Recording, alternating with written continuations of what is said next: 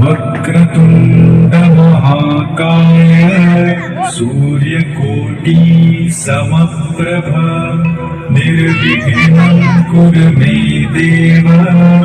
सर्वकार्येषु सर्वदा।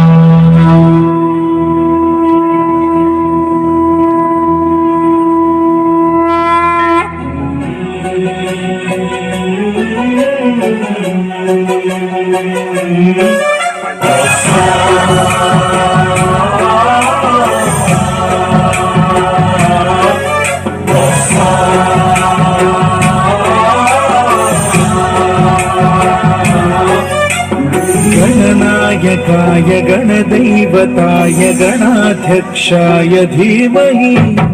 गुणशरीराय गुणमण्डिताय गुणेशानाय धीमहि गुणातीताय गुणाधीशाय गुणप्रविष्टाय धीमहि एकदन्ताय वक्रतुण्डाय गौरीतनयाय धीमहि गजेशानाय भालचन्द्राय श्रीगणेशाय धीमहि एकदन्ताय वक्रतुण्डाय गौरीतनयाय धीमहि गजेशानाय भालचन्द्राय श्रीगणेशाय धीमहि गानचतुराय गानप्राणाय गानान्तरात्मने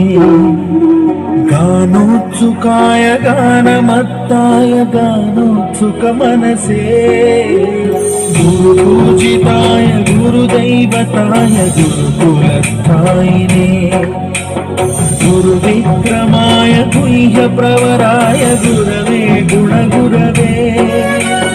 गुरुदैत्यकलक्षेत्रे गुरुधर्म सदाराध्याय गुरुपुत्र परित्रात्रे गुरुपाखण्ड खण्डकाय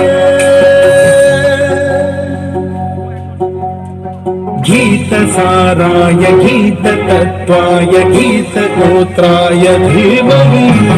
गूढगुल्फाय गन्धमत्ताय गोजयप्रदाय धीमहि